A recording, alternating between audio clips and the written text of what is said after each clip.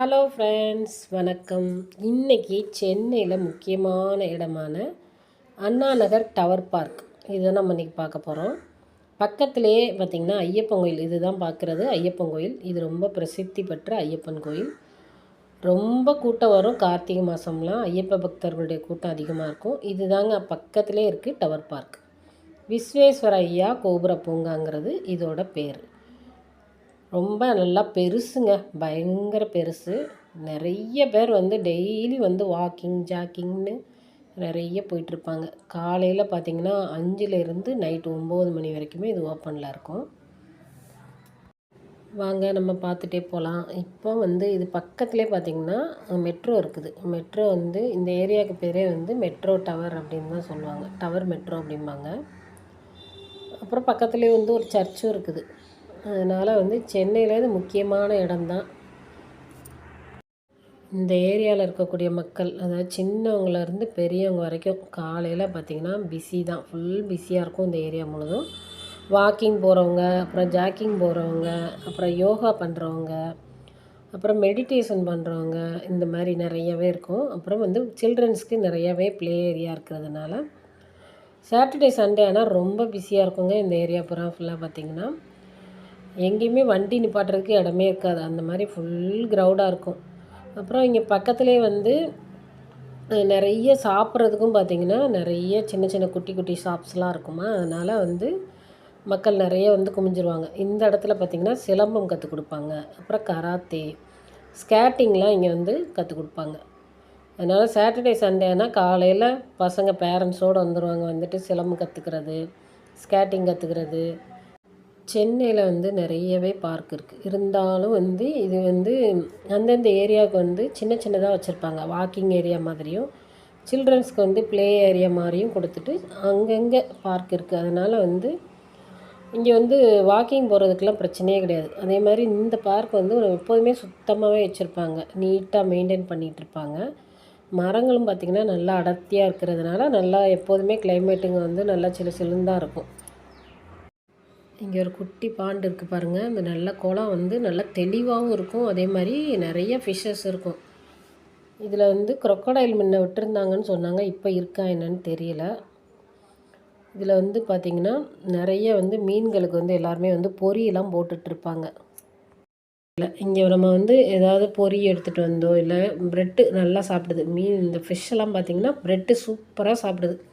பிச்சு பிச்சு நம்ம போட்டோன்னா சூப்பராக சாப்பிடுது. இதை பார்த்துக்கிட்டே நம்ம அந்த ரம்மியமான அழகை அப்படி பார்த்துட்டே இருக்கலாம் போல இருக்கும், அப்படி இருக்கும். அதுவும் காலையில் பார்த்திங்கன்னா ஒரு 6 மணிக்கெலாம் வந்துக்கிட்டிங்கன்னா குளுன்னு இந்த சில்னஸோடு அப்படி இருக்குங்க இந்த இடமே. ரொம்ப சூப்பராக இருக்கும். நல்லா வாக்கிங் ஏரியாவுக்கும் அப்புறம் பார்த்திங்கன்னா ஜாக்கிங்க்குமே சூப்பராக இருக்கும் இந்த இடம். பார்த்திங்களா, உங்களுக்கு தெரியுதா? சூப்பராக இருக்கும். இன்னும் கொஞ்சம் நிறையாவே வாத்து விட்டுருந்தாங்கன்னா பசங்க நல்லா என்ஜாய் பண்ணுவாங்க. ஒன்று தான் தெரியுது எனக்கு ரொம்ப போர் அடிச்சதுன்னா வாரத்தில் 2 நாள் இங்கே வந்துடுவேங்க. நல்லா லாங்காக வாக்கிங் போகிறதுக்கு 30 மினிட்ஸு.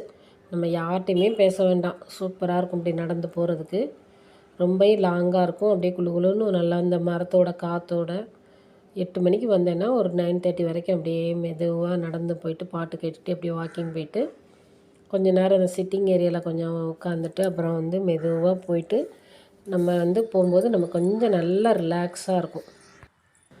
இங்கே யோகா நடந்துக்கிட்டு இருக்குது காலையில் 5 to ஒவ்வொரு பேட்சாக 5 to 6, 6 to 7, 7 to 8 அப்படிங்கிற மாதிரி.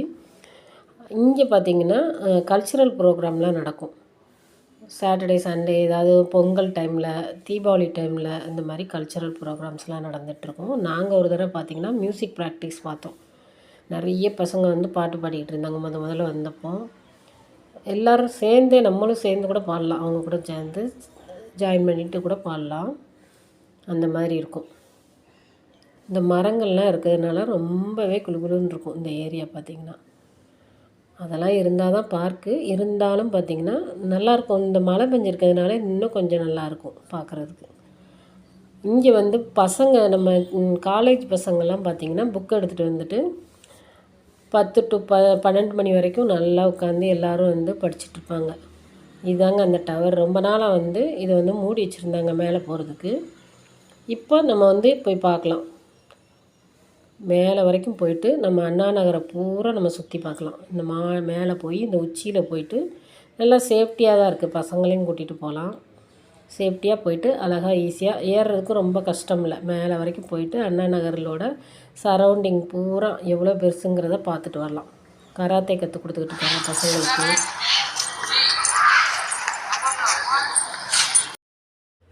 இங்கே உள்ள ஏரியா மக்களான சீனியர் சிட்டிசன்ஸ், அப்புறம் பார்த்திங்கன்னா ஸ்டூடெண்ட்ஸ் நிறைய வெளியிலேருந்து படிக்க வருவாங்களா, ஐஏஎஸ் அதெல்லாம் படிக்க வர்றவங்க, குரூப் 1 எழுதுகிறவங்க, குரூப் 4 செகண்ட் எழுதுகிறவங்க, இப்படி நிறைய வேலை தேடி வந்திருக்கவங்க, இந்த மாதிரி நிறைய பேர் வந்து இங்கே வந்து குரூப்பாக உட்காந்து குரூப் டிஸ்கஷன் மாதிரி ஒரு ஸ்டடீஸ்லாம் பண்ணிகிட்ருப்பாங்க.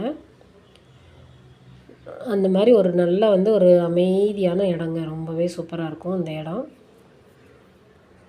கச்சக்கச்சன்னு சவுண்டெல்லாம் வராது. இந்த குருவிங்க, சிட்டுக்குருவிங்களோட சத்தம், அப்புறம் கிளி நிறைய இருக்குங்க.